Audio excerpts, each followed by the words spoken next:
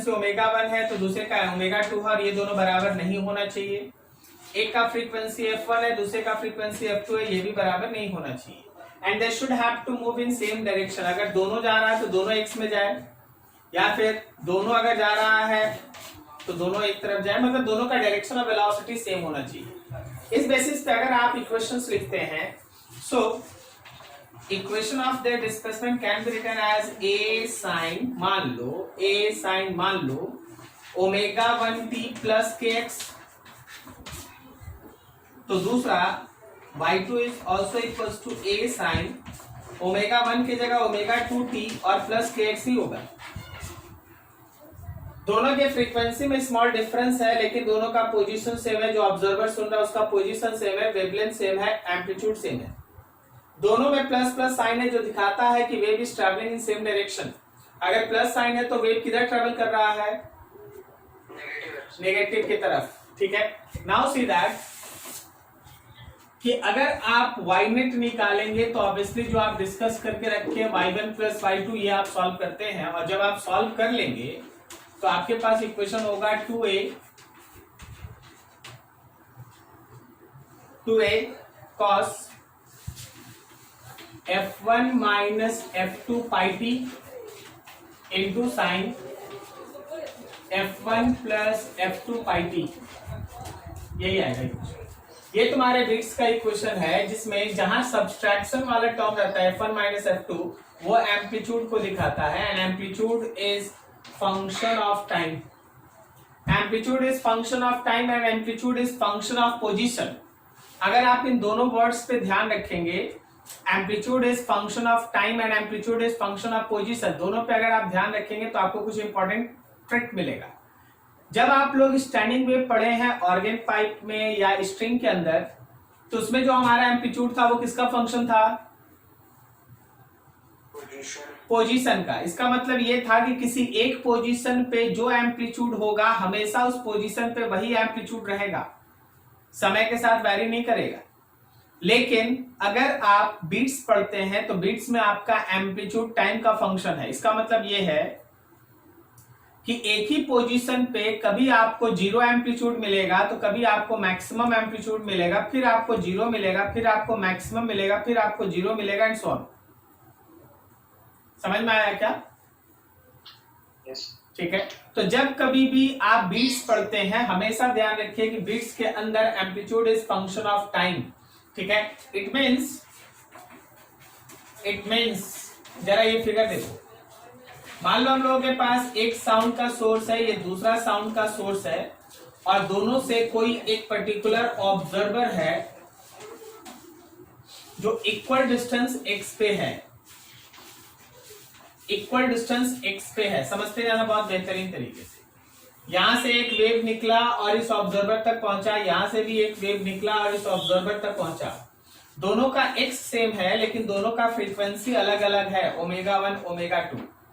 तो जब आप यहाँ पे दोनों का वेव इक्वेशन लिख रहे हैं तो आपके पास है वेव इक्वेशन में कि हम लोगों का y1 जो था वो था a sin omega 1t plus kx,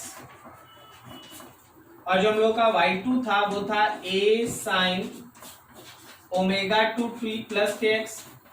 तो अगर कोई तुमसे बोल दे कि what is the difference in phase का डिफरेंस बोलो, तो एक में से दूसरे को माइनस कर लो, सो यू गेट दैट कि omega 1t plus kx minus omega 2t minus kx, दोनों kx cancel, so del phi will be equals to omega 1 minus omega 2t। Del phi will be equals to omega 1 minus omega 2t। अब यहां पे ध्यान दो, del phi will be equals to 2 pi f1 minus 2 pi f2 and t, so your phase difference will be equals to f1 minus f2 2 pi t। ये तुम्हारा phase का difference है, clear है? नाउ सोच, अभी आप ऐसा सोचें कि अगर ये फेज का डिफरेंस है तो हमारा एम्पलीट्यूड समय के साथ वैरी करेगा। सो एम्पलीट्यूड जो जनरली हम लोग क्या लिखते हैं, root under a square plus b square plus 2ab cos phi, याद है आपको? तो amplitude depends on phase difference del phi, therefore amplitude also function of time. Amplitude भी समय के साथ वैरी करेगा, कभी बढ़ेगा कभी घटेगा, कभी बढ़ेगा कभी घटेगा। बीट्स में घटने का मतलब समझता है क्या होता है?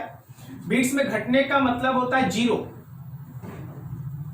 बीट्स में घटने का मतलब होता है जीरो, आपको कुछ सुनाई नहीं देगा, ठीक है। और बढ़ने का मतलब है मैक्सिमम। तो जब आप बीट्स के अंदर डिस्कस करते हैं तो मैक्सिमम एम्पलीट्यूड का मतलब हो गया मैक्सिमम, और मिनिमम एम्पलीट्यूड का मतलब हो गया जीरो, माइनस नहीं, ठीक है। अब यहीं से हम लोगों को पास पूरा एक डेरिवेशन सेक्शन एग्जिस्ट करता है, लेकिन हम लोग डेरिवेशन स्किप कर रहे हैं, उसका कोई काम ही नहीं है। इक्वेशन बना दिए, आगे से जो न्यूमेरिकल टर्म आता वहां पे काम करेंगे। समझ में आया सारा कुछ? बीट्स क्या है, बीट्स में। और आगे देखो, और आगे समझने का कोशिश करो।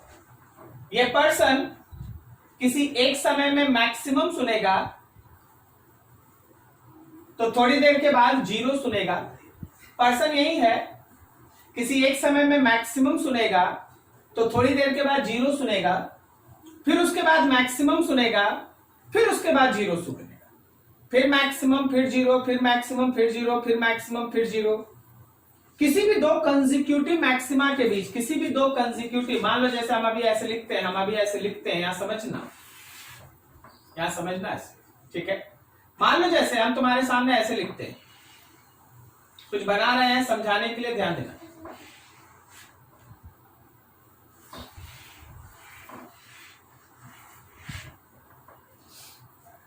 ये मान ले सुना मैक्सिमा, ये मैक्सिमा, तो ये हो गया जीरो, फिर ये हो गया मैक्सिमा, फिर ये हो गया जीरो, मिनिमा। दो कंसेक्यूटिव मैक्सिमा के बीच, दो कंसेक्यूटिव मैक्सिमा के बीच वन बीट। सिमिलरली अगर दो कंसेक्यूटिव आप मिनिमा ले लिए तो भी वन बीट।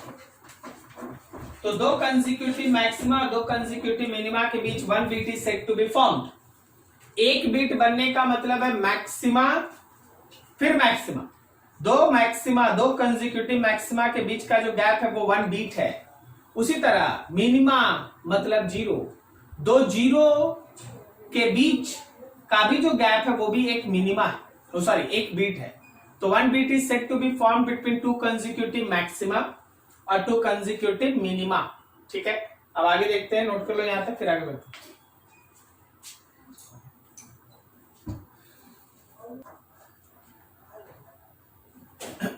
देखिए ध्यान से, अगर आप वहां से फॉर मैक्सिमम एम्पलीट्यूड बात करेंगे तो आपको याद है कहीं भी मैक्सिमा बनने के लिए जो फेज डिफरेंस है वो 2n पाई को फॉलो करना चाहिए। आप पढ़े क्या? मैक्सिमा जहां भी आप बनाना चाहते हैं ना तो फेज या तो पाई होना चाहिए, सॉरी या तो जीरो होना चाहिए या 2 पाई, सेम फेज में आना चाहिए। सेम फेज में आने के लिए 0, 2 पाई, 4 पाई, 6 पाई इसको फॉलो अप करना पड़ता है। तो अगर आप उस फेज डिफरेंस को लेके चले, फेज डिफरेंस में क्या था हम लोग का f1 माइनस f2 2 पाई t, तो वो 2n पाई से इक्वेट करो, 2 पाई कैंसिल, तो तुमको मिल गया time is equals to n by f1 minus f2। ये वो टाइम होगा जब आपके पास मैक्सिमम सुनाई देगा। मतलब कौन कौन टाइम होगा? टाइम होगा आपका 0 n के जगह पे, फिर 1 बाई f1 माइनस f2, फिर 2 बाई f1 माइनस f2, फिर 3 by f1 minus f2 and so on so on so on so on. ये वो समय होगा जब आपको मैक्सिमम सुनाई देगा। 1 by f1 minus f2, 2 by f1 minus f2, 3 by f1 minus f2, ये सब है ना आपको मैक्सिमम सुनाई देगा। तो जरा गौर करना, किसी भी दो कंसेक्यूटिव मैक्सिमा के बीच का गैप देखो, क्या ये 1 बाई f1 माइनस f2 है? 1 बाई f1 माइनस f2, सही है ना गैप। सिमिलरली अगर आपको मिनिमा बनाना है, मतलब जीरो इंटेंसिटी, अगर आपको जीरो इंटेंसिटी सुनना है या फिर जीरो इंटेंसिटी क्रिएट करना है, तो याद रखना कि फेज अपोजिट होना चाहिए। अपोजिट होने का मतलब है 2n प्लस 1 या -1 पाई बाई 2, सही ना? ठीक है, तो आप उस डेल फाई का वैल्यू पुट किए जो अभी आप निकाल रखे थे, F1 minus F2 2 pi t 2n plus 1 and pi by 2, so pi और pi cancel and your time is 2n plus 1 divided by 4 times of 4 ना, 4 F1 minus F2 4 ना, क्या सही लिखे हैं? यस, ये शायद पाई होता है ना, हाँ pi, odd multiple of pi, odd multiple of pi भाई, 1 times 3 times 5 times odd multiple of pi, pi, तो वहां पे थोड़ा सा था ऐसा, देख लेना। अब यहाँ देख, ये वो टाइम है जब आप मिनिमम या जीरो सुनते हैं, तो कौन कौन टाइम पे आप जीरो पुट कीजिएगा, तो 1/2 of F1 minus F2 1 put कीजिएगा, 3/2 of F1 minus F2 5/2 of F1 minus F2 and so on। फिर से आप दो कंसेक्यूटिव मिनिमा के बीच का गैप भी निकालिएगा, तो भी आपको मिल रहा 1/F1 minus F2 1/F1 minus F2। मतलब देखो, ये दोनों ही कैलकुलेशन तुमको एक चीज सिखाता है कि दो कंसेक्यूटिव मैक्सिमा या दो कंसेक्यूटिव मिनिमा के बीच जो आपको समय लगेगा वो है 1/F1 माइनस F2। इसका मतलब ये है कि एक बीट बनने में जो समय लगेगा वह है 1/F1 माइनस F2। ठीक है, so time gap between two consecutive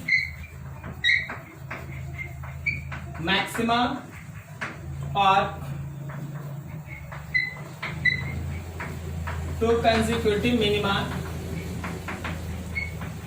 is 1/F1 minus F2, which is time period of beat। ये बीट का टाइम पीरियड है, एक बीट बनने में लगा हुआ समय बीट का टाइम पीरियड। सो बीट का फ्रीक्वेंसी क्या होगा, so beat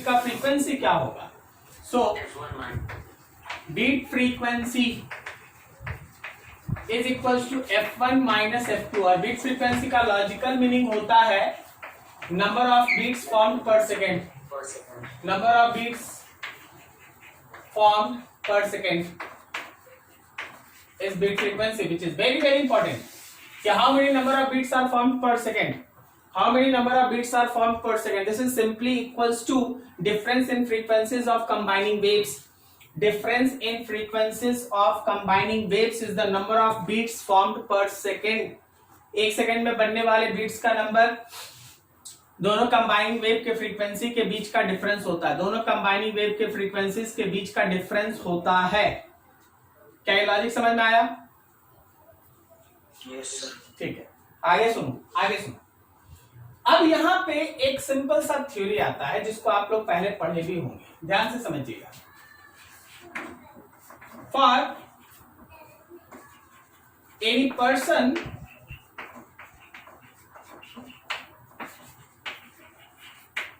to hear beat, याद रखना F1 minus F2 should be less than 10।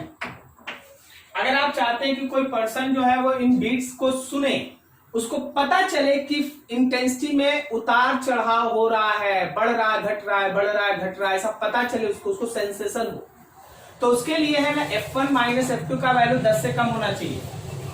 कारण क्या है कि देखो, हम लोगों का जो पर्टिकुलर परसिस्टेंट टाइम है ईयर का वो 0.1 सेकेंड है। मतलब 0.1 सेकेंड से कम समय में कुछ भी अगर होगा, 0.1 सेकेंड से कम समय में कुछ भी अगर होगा तो हमारे ईयर को पता ही नहीं चलेगा कि कुछ हुआ है। ठीक है, तो इसका मतलब यह है कि कम से कम 0.1 सेकेंड का गैप होना ही चाहिए बीट्स में। तो ये तभी पॉसिबल होगा जब आपका बीट फ्रीक्वेंसी 10 से कम हो। तब आपको 10 से कम होगा तो एक एक बीट बनने में लगा हुआ समय 0.1 सेकेंड से ज्यादा समय लेगा, और आपके ईयर को पता चलेगा कि how many number of beats और what is the where it is formation of beat takes place और नॉट। क्या लाइन समझ में आया? अब यहाँ पे थोड़ा अपने आप को थोड़ा अलग लेवल में सोचो, क्या कहीं भी तुमको ये बोला गया है कि नंबर ऑफ बीट्स बनने के लिए F1 माइनस F2 स्मॉल होना चाहिए? बिल्कुल नहीं।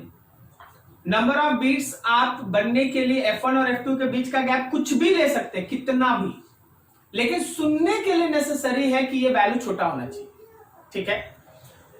For any person to hear beat, F1 minus F2 should be less than 10, but number of beats formed per second can be any value for F1 minus F2। F1 minus F2 के किसी भी value के लिए beats बन सकता है, लेकिन सुनाई तभी देगा जब ये वैल्यू छोटा। बस यही यहाँ पे लिखा हुआ है। ठीक है, नोट करो, फिर और आगे बढ़ते इसमें। देखना है ध्यान से, एक दो और इंपॉर्टेंट लाइन, वो आपके बीट्स के फॉर्मेशन में आपको हेल्प करेगा।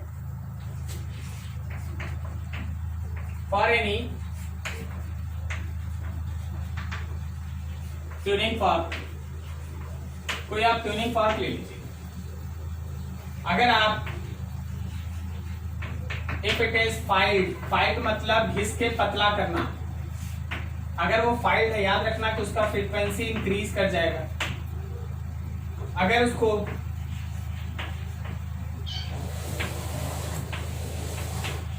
इफ लोडेड विथ वैक्स, अगर वैक्स के साथ लोड किए, याद रखना फ्रीक्वेंसी डिक्रीज कर जाएगा। ठीक है? फॉर एनी स्ट्रिंग, कोई स्ट्रिंग लो, कोई एक स्ट्रिंग लो, स्ट्रिंग में फ्रीक्वेंसी का जो भी इक्वेशन होता है, याद रखना वो T बाई म्यू पे डिपेंड करता है, और होता है यहाँ पे 1/LB, प्रोपोर्शनल 1/LB होता है। समझ में आ रहा है? लिखते हैं frequency is equal to n/12 under root T by mu, या 12 + 1/4L under root T by mu, दो भी होगा, लेंथ नीचे ही रहेगा और root under T by mu होगा। अब यहाँ से देख, यहाँ से तो वो चीज दिखेगा। अगर आप टेंशन को इंक्रीज करें तो फ्रीक्वेंसी इंक्रीज, अगर आप म्यू को इंक्रीज किए फ्रीक्वेंसी डिक्रीज, अगर आप लेंथ को इंक्रीज किए, क्या लिखे? इफ इट इज फाइल्ड मतलब ट्यूनिंग फॉर्क को अगर आप घिसे, देखिए चौक है ना, चौक है ना, इसको अगर आप ऐसे रगड़ेंगे तो पतला होगा ना, इसी को फाइलिंग कहते हैं, किसी चीज से रगड़ के उसको पतला कर देना। जब आप ट्यूनिंग फॉर्क को फाइल करते हैं, फाइल कर देते हैं, फाइल, फिल नहीं, फाइल, तो याद रखना कि उसका फ्रीक्वेंसी बढ़ जाता है। File, FILED, filed. ठीक है?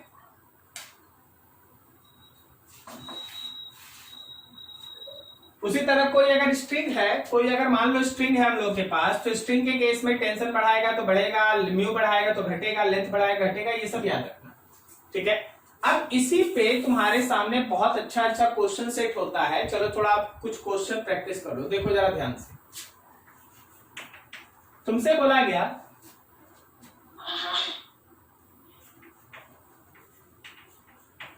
To tuning forks A and B makes 4 beats when A have frequency 450 Hz. If A is filed, then beat frequency becomes 6। अगर A को आप फाइल कर देते हैं तो बीट फ्रीक्वेंसी हो जाता है 6। फाइंड फ्रीक्वेंसी ऑफ B, आपको B का फ्रीक्वेंसी निकालना है। कोई आंसर दे सकता है क्या? आप तो पढ़े हैं, सब कुछ पहले बनाए हैं, आप बोलिए, कोशिश कीजिए आंसर देने का। 446।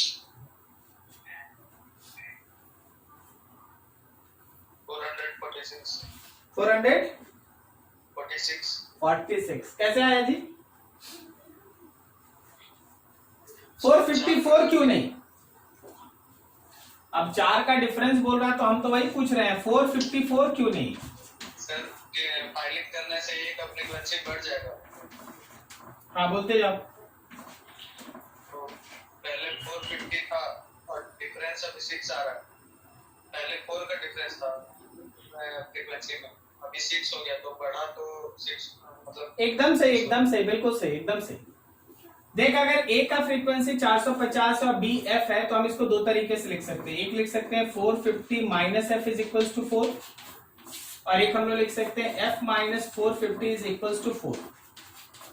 दोनों ही केस में आपके एफ का वैल्यू आएगा, एक में आ गया 446 और एक में आ गया है 454। अब सही कौन है इसका जान पहचान, इसका प्रिडिक्शन आप सेकेंड लाइन से करेंगे।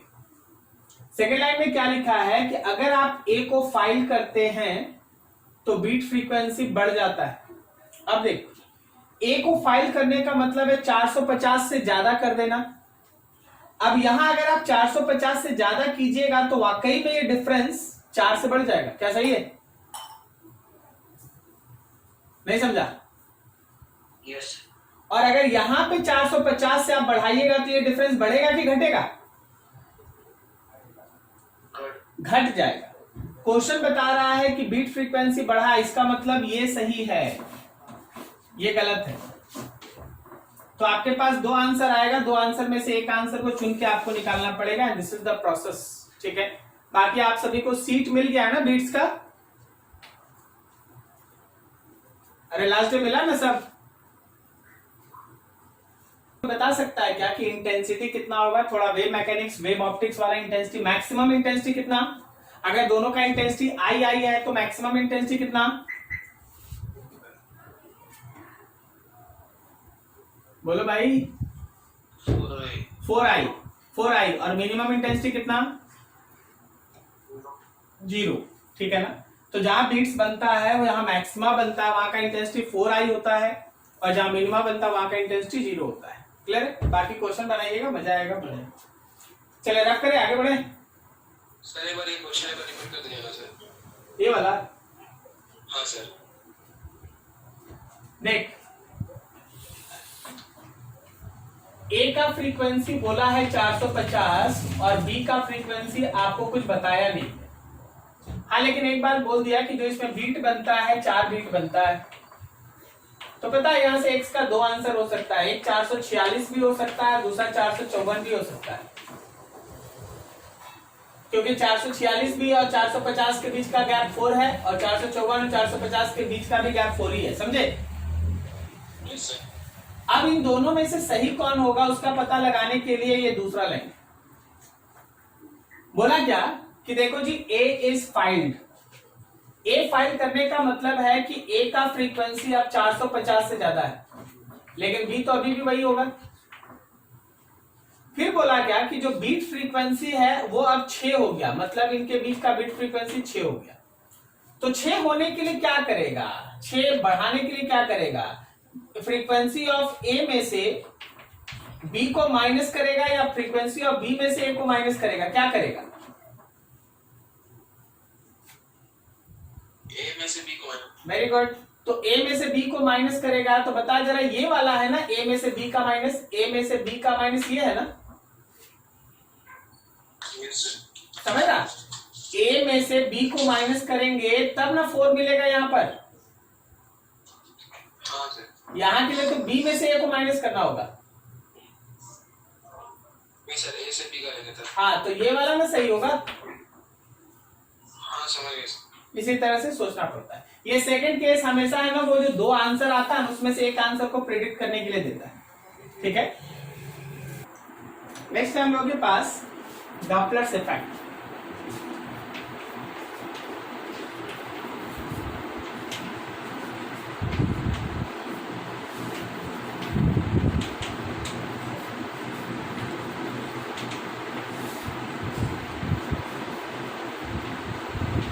साउंड का डॉपलर्स इफेक्ट, साउंड का डॉपलर्स इफेक्ट। जरा ध्यान से देखना, जब कभी भी सोर्स और ऑब्जर्वर के बीच रिलेटिव मोशन हो, जब कभी भी सोर्स और ऑब्जर्वर, सोर्स मतलब जो साउंड को प्रोड्यूस करे वो सोर्स, जो उस साउंड को सुने वो ऑब्जर्वर, अगर कभी भी सोर्स और ऑब्जर्वर के बीच रिलेटिव मोशन होता है तो जो एपरेंट फ्रीक्वेंसी है, एपरेंट फ्रीक्वेंसी का मतलब वो फ्रीक्वेंसी जो हमारा ऑब्जर्वर सुनता है वो एपरेंट फ्रीक्वेंसी, जो एपरेंट फ्रीक्वेंसी ऑब्जर्वर रिसीव करता है वो सोर्स के एक्चुअल फ्रीक्वेंसी से डिफरेंट होता है। जो एपरेंट फ्रीक्वेंसी ऑब्जर्वर रिसीव करता है वो सोर्स के एक्चुअल फ्रीक्वेंसी से अलग होता है। इसी फेनोमेनन को आप डॉपलर्स इफेक्ट कहते हैं। ठीक है, ये डेफिनेशन आप लोग सबसे पहले जानते होंगे। अब यहाँ पे जो हम लोगों के पास एपरेंट फ्रीक्वेंसी, एक्चुअल फ्रीक्वेंसी, इन सब में जो डिफरेंस आता है तो कितना ज्यादा या कितना कम होता, उन सब के लिए केसेस को एनालाइज करना पड़ता है। ठीक है, मान लो जैसे टर्म है due to relative motion between source and observer,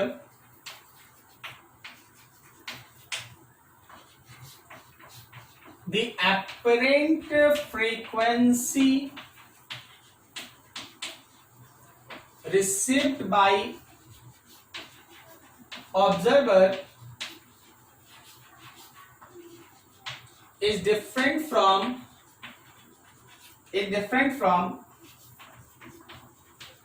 actual frequency of source। Actual frequency of source, उसी को हम लोग कहते हैं Doppler's effect. This is called Doppler's effect. मान लो एफ क्या है, वो एपरेंट फ्रीक्वेंसी है। एफ नॉट क्या है, वो एक्चुअल फ्रीक्वेंसी है, एक्चुअल फ्रीक्वेंसी ऑफ सोर्स, ये सोर्स का एक्चुअल फ्रीक्वेंसी। सपोज हम लोगों के पास V क्या लिखा है, speed of sound, speed of sound, VS है स्पीड ऑफ सोर्स, और V नॉट है स्पीड ऑफ ऑब्जर्वर। ठीक है, तो ऐसे सिचुएशन में फंडामेंटल तौर पे आप लोग पहले भी डिस्कस किए, एक बार फिर से हम लोग रिवीजन कर रहे हैं। आप 4 बेसिक कंडीशन निकालते हैं।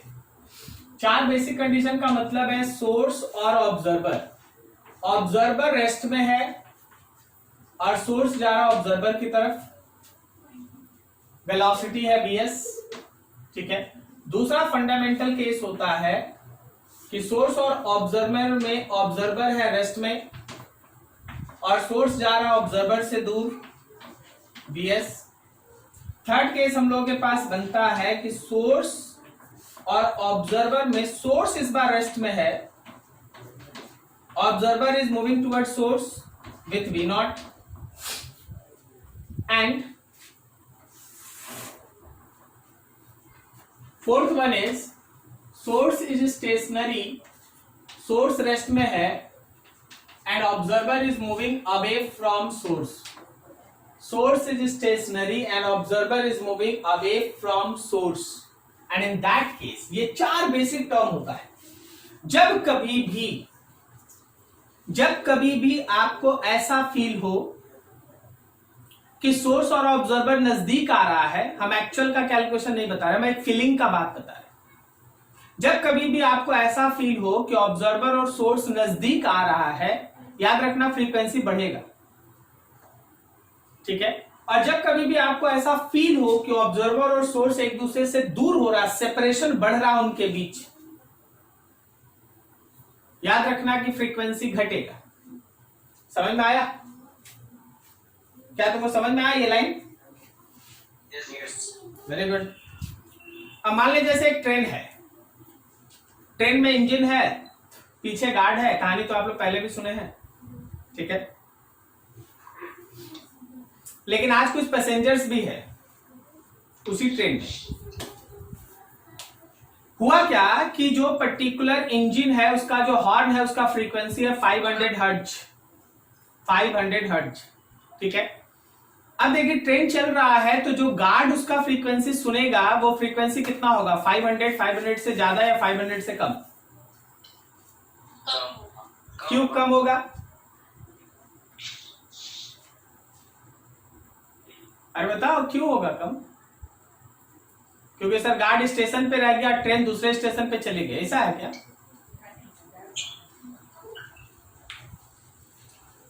तुम लोग जानता है ट्रेन में गार्ड कहाँ रहता है और इंजन कहाँ होता है, सब जानता है? Yes sir. अच्छा, वेरी गुड। अच्छा तो बता, जब ट्रेन चलता है तो गार्ड को छोड़ के चल जाता है कि लेके जाता है? लेके जाता है। और लेके जाता है, वेरी गुड। तो उनके बीच का कोई रिलेटिव वेलोसिटी है? जो वेलोसिटी इंजन का है वही वेलोसिटी गार्ड का भी ना है, तो उनके बीच का रिलेटिव वेलोसिटी कितना है? 0। So guard will hear actual frequency because there is no relative motion between engine and guard. नहीं समझा? हम तो सोचे थर्ड क्लास क्वेश्चन है, लोग तुरंत आंसर दे देगा, बोलेगा क्या पागल जैसा छोटा छोटा क्वेश्चन पूछते हैं लोग, उसी में। अच्छा चल, अब उसके अंदर पैसेंजर का कुछ हाल चाल ले लें। कोई एक पैसेंजर बैठा है तो वो कितना फ्रीक्वेंसी सुनेगा? 500, सेम ना? अब कोई एक पैसेंजर है जो गाड़ी में चलता है, देखा होगा ट्रेन में है सब घूमते घूमते रहता है, ठीक है। कोई एक पैसेंजर है जो ट्रेन के अंदर चल रहा है, घूम रहा है, बताओ फ्रीक्वेंसी कितना सुनेगा? 500 या 500 से अलग? अलग सुनेगा। ज्यादा सुनेगा या कम सुनेगा? Very good. ये डिपेंड करता है किस पे? आगे जाएगा कि पीछे जाएगा? हाँ, आगे जाएगा कि पीछे जाएगा, इस पे डिपेंड करता है कि वो आगे बैठा है, पहला बोगी में बैठा है कि 10वां बोगी में बैठा है, इस पे डिपेंड करता है। गार्ड के साथ बैठा है? अरे नहीं यार, गार्ड के साथ बैठा वाला में नहीं होगा, समझे? यहाँ डिपेंड करेगा कि वो आगे जा रहा है कि पीछे जा रहा है। ट्रेन के अंदर कोई इंजन की तरफ जा रहा है तो ज्यादा सुनेगा, और कोई है ना गार्ड की तरफ जा रहा है तो वो कम सुनेगा। नहीं समझा? देखो drawing, this is engine, okay, यहां पे connection and this is bogie.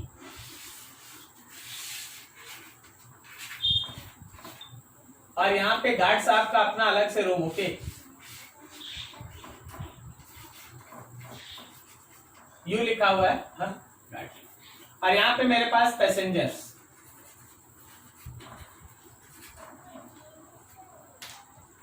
अब ये पर्टिकुलर पूरा ट्रेन तो जा रहा है लेफ्ट में, this is velocity of train. यहाँ पे एक पैसेंजर है, नाम है इसका person X and it is moving towards left. और ये एक पैसेंजर है, नाम है इसका Y and it is moving towards right. बाकी तो सब कहानी सेम है। Then frequency received by guard is equals to frequency of engine. Engine मतलब हॉर्न, हाँ। Frequency received by X, engine से बोलो ज्यादा या कम? ज्यादा, because it is moving towards engine. And frequency received by Y is less than frequency of engine because it is moving away from engine, okay. देखिए हम अभी सुन रहे थे, कोई स्टूडेंट का कहना है कि कौन नजदीक और कौन दूर है। पता है डॉपलर्स इफेक्ट नजदीक और दूर पे डिपेंड नहीं करता। नजदीक काम नहीं आएगा, दूर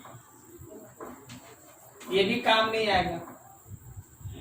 जो लिखा हुआ समझ जाना, नजदीक और दूर यहां काम नहीं आएगा। डायरेक्शन ऑफ वेलोसिटी काम आएगा, वेलोसिटी एंड इट्स डायरेक्शन ये काम आएगा, ठीक है। एकदम सिंपल सिंपल बात, ज्यादा तीर मारने वाला बात नहीं। सर नजदीक और दूर में किसका काम आता है? अरे भाई नजदीक और दूर से इंटेंसिटी पे इफेक्ट पड़ता है। बोले सर किसका मतलब? इसका मतलब ये कि जब हम ऐसे नजदीक आके बोलते हैं ना तो इंटेंसिटी बढ़ता है, फ्रीक्वेंसी पे इफेक्ट नहीं पड़ता है। सर हाँ बोलो। तो सर पैसेंजर से तो ज्यादा दूर है। वही तो बोल रहे हैं कि नजदीक और दूर का इफेक्ट इंटेंसिटी पे पड़ता है, फ्रीक्वेंसी पे नहीं। और डॉप्लर्स इफेक्ट में तुम्हें ना फ्रीक्वेंसी का चर्चा कर रहा है, इंटेंसिटी का नहीं। क्या कहानी समझ में आया? Yes sir. डॉप्लर्स इफेक्ट में हम लोग क्या पढ़ते हैं, इंटेंसिटी पढ़ते हैं कि फ्रीक्वेंसी पढ़ते हैं? फ्रीक्वेंसी। फ्रीक्वेंसी को डिस्टेंस से कोई मतलब नहीं है, नजदीक है कि दूर है, कितना दूर है, 10 मीटर दूर है कि 50 मीटर दूर है, ये सब केवल इंटेंसिटी पे इफेक्ट डालता है, फ्रीक्वेंसी पे नहीं। जैसे हम क्या बोल रहे हैं, तुमसे हम बोल रहे हैं ना कि देखो नजदीक आके बोल रहे हैं या हम दूर जाके बोल रहे हैं, इन दोनों केस में इंटेंसिटी बदलेगा, लेकिन मेरे साउंड का जो फ्रीक्वेंसी है वो नहीं बदलेगा।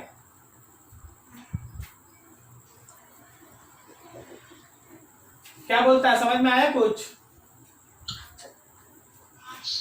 चलो तब लिख दे अब कुछ, लिख दे अब कुछ, ठीक है। जब मेरा सोर्स ऑब्जर्वर की तरफ जा रहा है, डायरेक्शन, तो याद रखना apparent frequency is actual frequency v divided by v minus vs। Apparent frequency जो है वो actual frequency v by v minus vs होगा। और जब यही सोर्स दूर जा रहा है तो apparent frequency is actual frequency v divided by v plus vs। जब ऑब्जर्वर मूव करेगा तो apparent frequency is actual frequency v plus v not by v। और जब यहां होगा ऑब्जर्वर दूर जाएगा तो apparent frequency is equal to actual frequency v minus v not by v। एक बार फिर से सब कुछ सोच लो, डॉपलर्स इफेक्ट किस पे बेस्ट है, फ्रीक्वेंसी पे कि इंटेंसिटी पे? हाँ, तो डॉपलर्स इफेक्ट बेस्ट है फ्रीक्वेंसी पे। यहां पे इंटेंसिटी का हाँ क्या बोला? अरे बोलो। फ्रीक्वेंसी और इंटेंसिटी में क्या डिफरेंस है? पहले अपना नाम बताओ। अरे नाम तो बताएगा ना।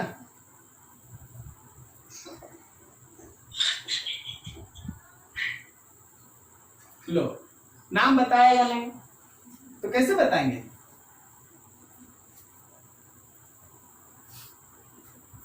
तुम अपना नाम याद करो, हम तुमको बताते हैं, ठीक है? इसको नोट करो सब।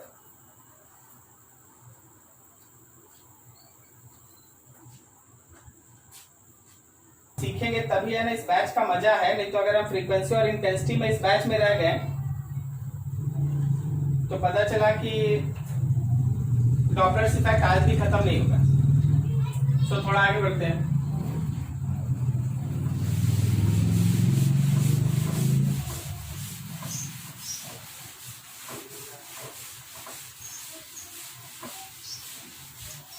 बस आप ऐसे समझ लीजिए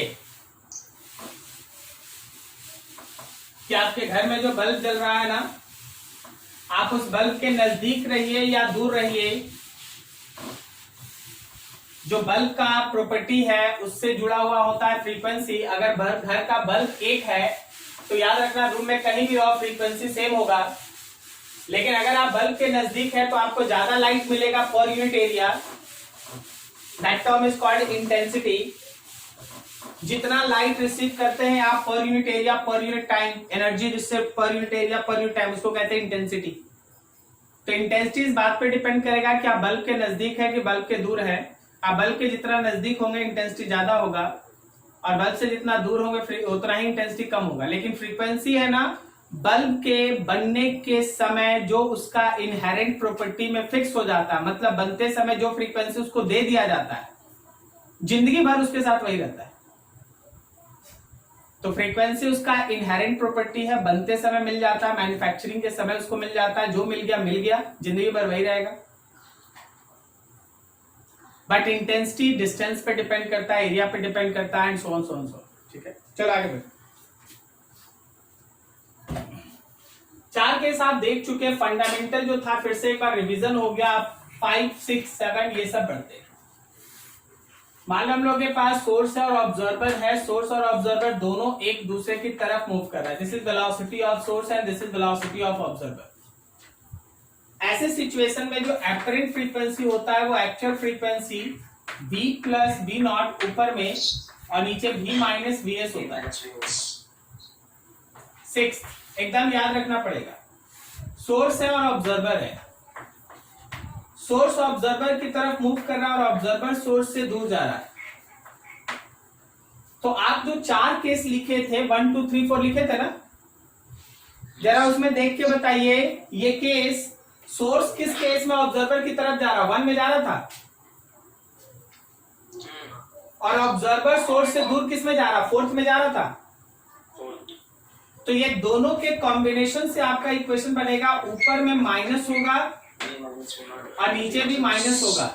देखना फर्स्ट में नीचे में माइनस था और 4th में ऊपर में माइनस था, दोनों एक साथ लगेगा। 6 के बाद 7, सोर्स है और ऑब्जर्वर है। Source is moving away from observer and observer is moving away from source. जो बेसिक 1 2 3 4 आप पढ़े हैं, आप देखिएगा 2 में ये केस पढ़े थे आप और 4 में ये केस पढ़े हैं। तो 2 और 4 दोनों को अगर आप मिला लीजिएगा तो आपके पास बनेगा ऊपर में v माइनस वी नॉट और नीचे में v प्लस वी एस। ठीक है। 7 के बाद अगर आप 8 में जाएंगे तो source is moving away from observer and observer is moving toward source. तो देखो सोर्स अगर ऑब्जर्वर से दूर जा रहा है तो ये सेकंड केस था, और ऑब्जर्वर अगर सोर्स की तरफ जा रहा है तो ये थर्ड केस था। दोनों को अगर मिला लीजिएगा तो एक्चुअल फ्रीक्वेंसी एपरेंट फ्रीक्वेंसी के साथ इस तरह से रिलेटेड है। ऊपर में होगा v प्लस वी नॉट और नीचे होगा v प्लस वी एस। तो ये 4 और फंडामेंटल इक्वेशंस, इस पे ध्यान रखना। अब इसके आगे सोचो, जरूरी नहीं है, ये बिल्कुल भी जरूरी नहीं है कि हमेशा सोर्स और ऑब्जर्वर को मिलाने वाले स्ट्रेट लाइन पे ही उसका वेलोसिटी भी हो। मतलब क्या बोल रहे हैं थोड़ा बताइए जरा। ये एक line of action of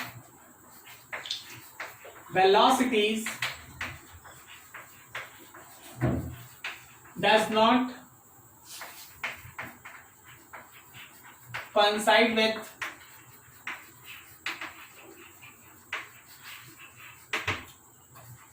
straight line joining source and observer। मान लो जैसे सोर्स और ऑब्जर्वर को ज्वाइन करने वाला ये जो स्ट्रेट लाइन है, सोर्स का वेलोसिटी है इधर और ऑब्जर्वर का वेलोसिटी है इधर। सोर्स बना रहा है एक एंगल फाई और ऑब्जर्वर बना रहा कोई एक एंगल थीटा। ऐसे सिचुएशन में जब सोर्स और ऑब्जर्वर को मिलाने वाला स्ट्रेट लाइन पे उनका वेलोसिटी कोइंसाइड नहीं करता, आपका काम है वेलोसिटी का कंपोनेंट निकालना। vs का कंपोनेंट निकालिए, vs parallel to the line. उसी तरह v नॉट का भी कंपोनेंट निकालिए, v not parallel to the line, और ये है परपेंडिकुलर टू द लाइन, ये है परपेंडिकुलर टू द लाइन। याद रखना डॉपलर्स इफेक्ट में वेलोसिटी का सोर्स और ऑब्जर्वर को मिलाने वाले लाइन के परपेंडिकुलर वाले कंपोनेंट का कोई यूज नहीं होता। केवल वही कंपोनेंट काम का है जो उनको मिलाने वाले स्ट्रेट लाइन के ऊपर लाई करता है। मतलब आप फिगर ऐसा समझे,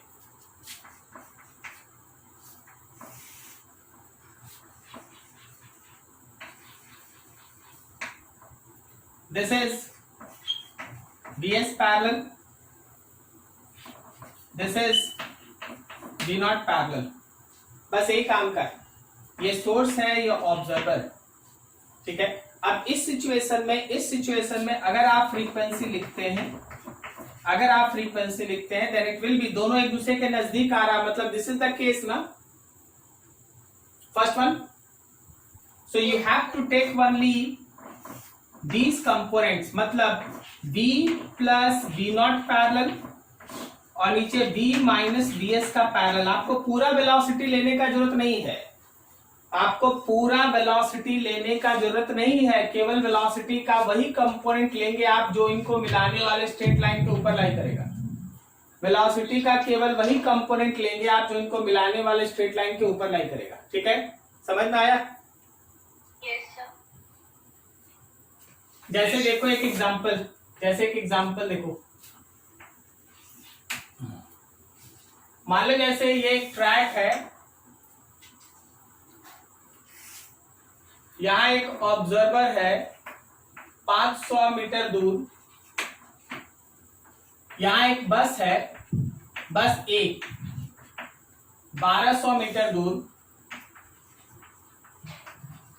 और फिर यहां से 1200 मीटर दूर एक और बस है बी।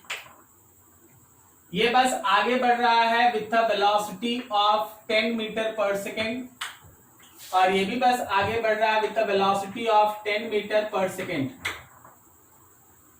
ठीक है, क्या बोलता है बस एक का मतलब एक्चुअल फ्रीक्वेंसी जो है वो हम लिख देते हैं आपके पास 100 हर्ट्ज। तो बोलो जरा, बस एक की वजह से जो ऑब्जर्वर सुनेगा वो 100 हर्ट्ज होगा या उससे ज्यादा होगा?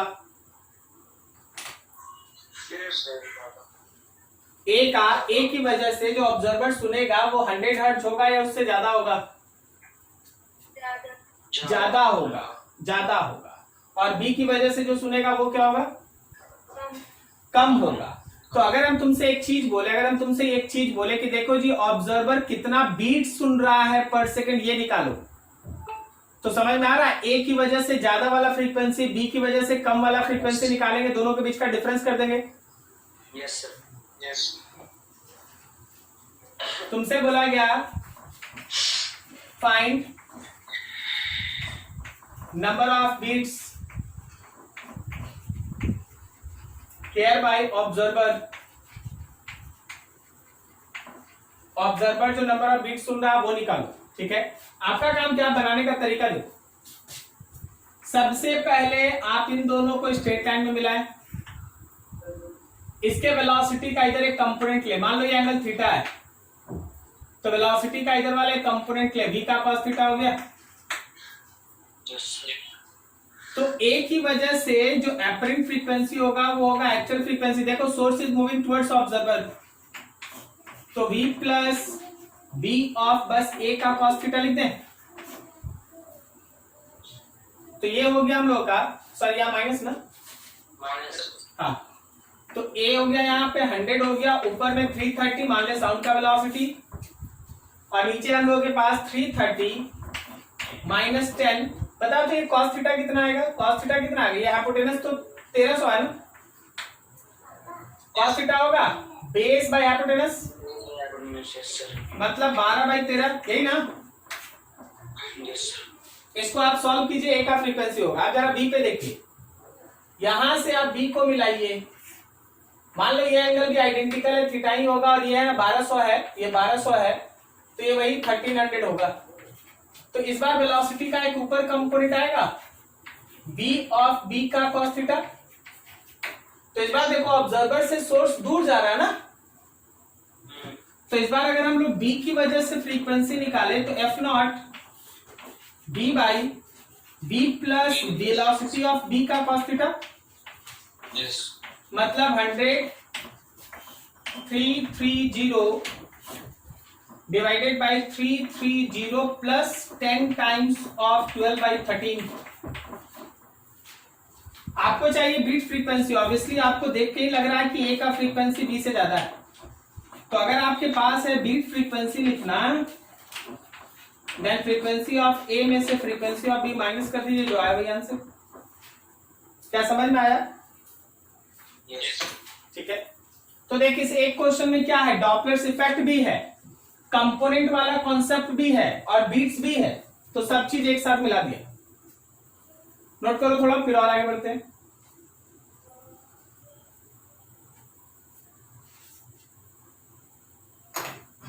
देखिए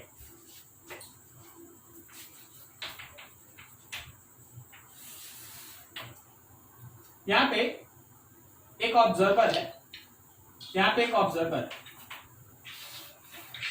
एकदम इसके बगल में, एकदम इसके बगल में। मत सोचना कि धक्का उक्का लग जाएगा, ऐसा कुछ सोचने वाला बात नहीं है। हाँ, यहाँ पे एक बाइक राइडर है। ये बाइक राइडर जो है वो बहुत हाई स्पीड से गाड़ी चलाते हुए इसके बगल से ऐसे पार हो जाता है, समझिएगा बस, ठीक है। उनका line of action almost same है। ऐसा मत सोचना कि लाइन ऑफ एक्शन वाला कॉन्सेप्ट है इसमें, ऐसा नहीं है कि बस मान लीजिए रोड पे खड़े हैं, उधर से एक बाइक आया, बगल से ऐसे निकले, ऐसा सोच के बताओ कि जो एपरेंट फ्रीक्वेंसी जो रिसीव करेगा ऑब्जर्वर वर्सेस टाइम का ग्राफ कैसा होगा? पहले इंक्रीज करना पड़ेगा। ये है उसका एवरेज फ्रीक्वेंसी, मतलब ये है हम लोगों का frequency of actual frequency of source. हाँ बताओ। अरे इंक्रीज करेगा तो डिक्रीज करेगा। पहले इंक्रीज करेगा फिर डिक्रीज करेगा, इसका मतलब है कि पहले इसे बढ़ाएंगे फिर घटाएंगे, ही ना? चलो आगे बोलो, और कोई? हम आपके सामने ऑप्शन देते हैं, सोच सोच के बोलिएगा। जैसे स्टूडेंट का कहना है कि सर ये रहा F0, तो F0 से पहले बढ़ जाएगा फिर घट जाएगा, यही बोला ना? Yes sir. और कोई बोला क्या कि सर बढ़ेगा और घटेगा, क्या बोलता, सही जा रहे हैं? और कोई बोला क्या पहले बढ़ेगा फिर घट जाएगा, क्या बोलता है, सही है?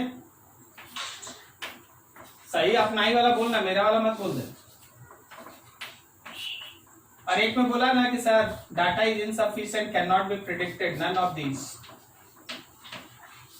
इसमें तो दो बॉडी को अलग, ये बॉडी को दो बॉडी मान के ना सॉल्व करेंगे। नहीं, तुम आंसर बताओ ना, फिर अपना एक्सप्लेनेशन दो।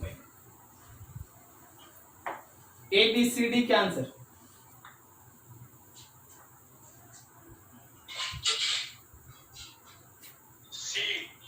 सी क्यों?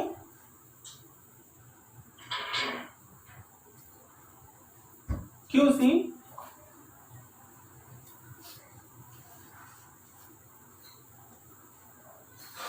बोलो यार, सी क्यों? सही बोला, सी होगा, सही बोला, सी होगा।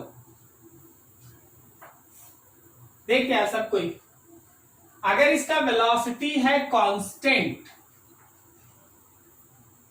तो जब तक वो यहां नहीं पहुंचता, यहां का फ्रीक्वेंसी होगा F0 B by B minus VS, कुछ भी है वेरिएबल नहीं। और जब ये पार कर जाता है तो होगा V divided by V plus VS। ये जो है वो F0 से बड़ा है और ये जो है वो F0 से छोटा है, क्या सही बोल रहे हैं? तो जब तक वो वहां पहुंचता नहीं है उसका फ्रीक्वेंसी ज्यादा होगा, जैसे ही पार कर जाएगा उसका फ्रीक्वेंसी कम होगा। ठीक बोल रहे हैं? ठीक है, तो चीज को ऐसे प्रिडिक्ट करना है, समझना है थोड़ा। हाँ, अगला देखो। मान लो जैसे तुम्हारे पास एक बंद कमरा है, बहुत फेमस क्वेश्चन है क्योंकि इसमें बहुत सारा चीज है सीखने के लिए। एक बंद कमरा है और इसमें कोई एक बैट है, बैट समझते हैं, Batman? Very good, like that. That bat is moving towards right and the velocity of bat is 20 metre per second. ठीक है, साउंड का अपना वेलोसिटी, जब भी साउंड का वेलोसिटी पकड़ना होगा 330 ले लो, 340 ले लो, जैसा क्वेश्चन रहता है ले लो। तो बोला क्या ना, तुमसे ये बोला गया find number of beats here by bat. जो हम लोग का बैट है वो कितना बीट सुनेगा वो हम लोग को बताना है। ठीक है, अभी जरा सोच के बताना। मान लो उसका एक्चुअल फ्रीक्वेंसी सपोज 120 हर्ट्ज। क्या तुमको समझ में भी आ रहा कि वो बीट क्यों सुनने लगेगा?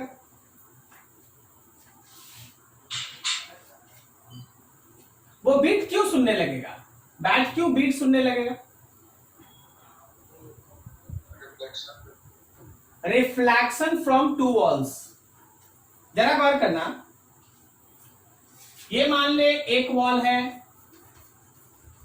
ए और ये भी एक वॉल है बी। अब हो क्या रहा है, बैट जो है ए वॉल के नजदीक जा रहा है तो उधर से जो फ्रीक्वेंसी होगा वो 120 हर्ट्ज से ज्यादा होगा, और बैट जो है वो बी वॉल से दूर जा रहा है, बैट जो है वो बी वॉल से दूर जा रहा है तो उससे जो रिफ्लेक्टेड वेव का फ्रीक्वेंसी रिसीव करेगा वो 120 से कम होगा। तो दोनों के बीच का जो डिफरेंस आप निकालिएगा that is called beat frequency. समझे? अब इसको बनाने का हम एक छोटा सा ट्रिक देते हैं। ट्रिक है मिरर, ट्रिक है यूज मिरर इमेज। आप मिरर इमेज की तरह इसको लेके बनाएं। कहने का मतलब क्या है उसको सीखो। For a wall, A wall के लिए देखो, ये रहा वॉल, यहां आपका बैट मूविंग टुवर्ड्स राइट, तो तुम सोचना कि इसके पीछे इसका इमेज भी एक बैट है and that is also moving towards this. ये हो जाएगा सोर्स और ये होगा ऑब्जर्वर, क्योंकि होगा क्या ना कि यहां से साउंड जाएगा रिफ्लेक्ट होके आएगा, तो जो रिफ्लेक्ट होके वापस आ रहा है उसके लिए ऑब्जर्वर है तो ये सोर्स है। तो क्या ये केस ऐसा दिखता है कि source and observer are moving towards each other? Yes. तो अभी जो फ्रीक्वेंसी ए रिफ्लेक्शन के बाद होगा वो होगा f not b plus b not divided by b minus b s. But very interesting कि ऑब्जर्वर का भी वेलोसिटी बैट का होगा और सोर्स का भी वेलोसिटी बैट का ही होगा। क्या सही जा रहे हैं? Yes. तो आप लिखेंगे यहां पे 120 330 प्लस 20 और नीचे 330 माइनस 20, बाकी कैलकुलेशन। अब आप आइए बी वॉल के लिए। फॉर बी वॉल, ये रहा बी वॉल,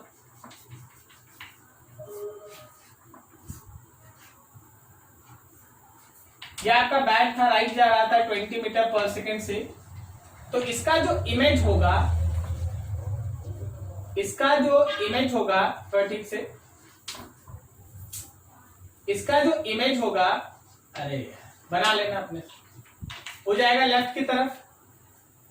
ये फिर से है ऑब्जर्वर और ये है source, and this time source and observer are moving away from each other, तो v माइनस वी नॉट ऊपर और b प्लस वी एस नीचे।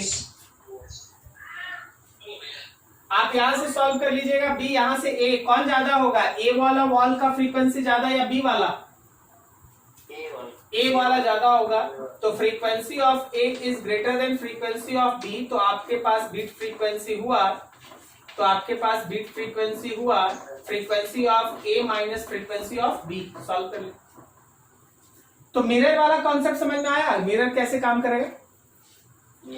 ठीक है, देख होगा क्या ना कि इससे जो साउंड निकलेगा वो जाएगा, इससे टकरा के भी आएगा इसके पास, तो ये मिरर की तरह, और इधर भी जाएगा, इससे टकरा के आएगा इधर, ये भी एक मिरर की तरह। मिरर की तरह सॉल्व कर दो, आंसर आएगा। नोट करो बढ़िया से, कहीं डाउट फिर बात करो, और भी एक दो चीजें सिखाएंगे अभी।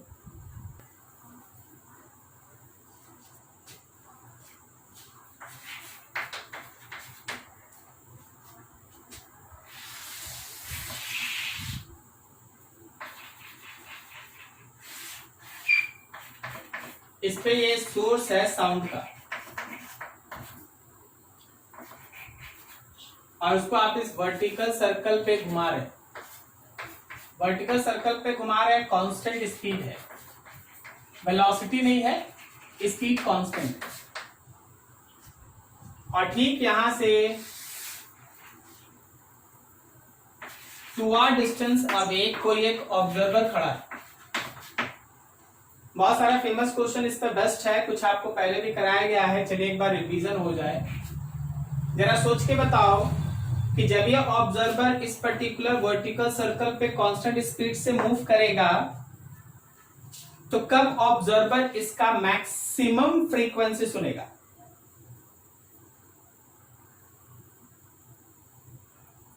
कब ऑब्जर्वर इसका मैक्सिमम फ्रीक्वेंसी सुनेगा?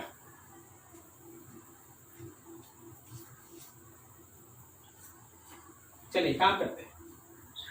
देखिए, ये पॉइंट ए मान लो, ये पॉइंट बी मान लो, इस पॉइंट को सी मान लो, और यहां पॉइंट एक डी है, लाइक दैट। एक समय आएगा जब मेरा ये पर्टिकुलर सोर्स यहां होगा और इसके वेलोसिटी का जो डायरेक्शन होगा वो टेंजेंशियली होगा टुवर्ड्स ऑब्जर्वर। सही है? ये वो समय है जब उसका वेलोसिटी टेंजेंशियली ऑब्जर्वर की तरफ है। तो इस समय एट दिस इंस्टेंट याद रखना कि frequency of observer is maximum. ये वो समय होगा जब फ्रीक्वेंसी ऑब्जर्वर को मैक्सिमम सुनाई देगा। अब जरा गौर करें, इसी तरह मिनिमा का अगर हम बात करें तो घूमते घूमते कभी यहां पहुंच जाएगा। तो ये वो समय होगा जब उसका वेलोसिटी टेंजेंशियली अवे होगा। तो at this instant frequency of observer is minimum.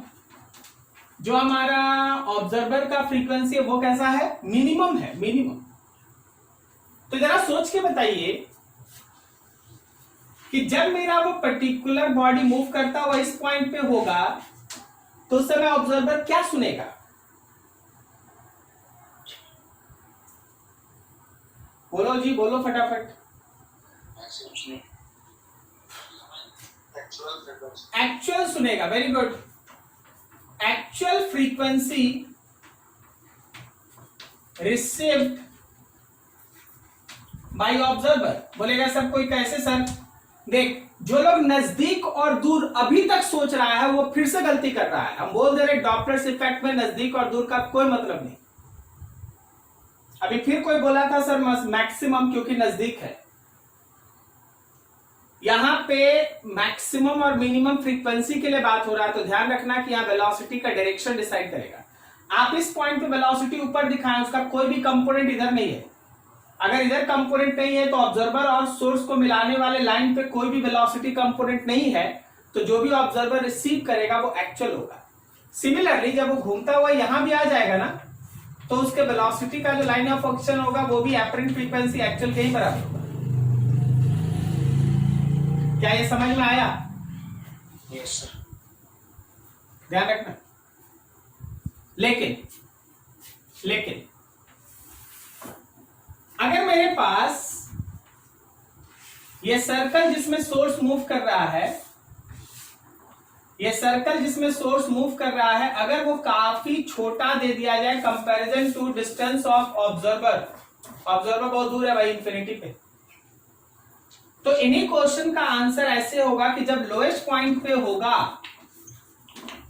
तो उस समय एपरेंट फ्रीक्वेंसी मैक्सिमम, और जब हाईएस्ट पॉइंट पे होगा तो उस समय एपरेंट फ्रीक्वेंसी मिनिमम। इस केस में भी यहां पे एक्चुअल फ्रीक्वेंसी के बराबर और यहां भी एक्चुअल फ्रीक्वेंसी के बराबर। रीजन है ऑब्जर्वर इतना दूर है कि एंगल उंगल का कोई इफेक्ट नहीं होता। अगर वेलोसिटी का डायरेक्शन उसकी तरफ है तो मैक्सिमम और उससे दूर है तो मिनिमम। सही है? यस। चलो ठीक है, ये था तुम्हारा डॉपलर्स इफेक्ट। क्वेश्चन बनाइएगा। अगले क्लास जब बैठिएगा तो जो आपके पास 99 क्वेश्चंस है प्लीज सारा ट्राई करके रखिएगा। ठीक है? फॉर्मूला एकदम मैंने पिन पॉइंट याद होना चाहिए। सारा का सारा 99 का 99 क्वेश्चन कंप्लीट होना चाहिए।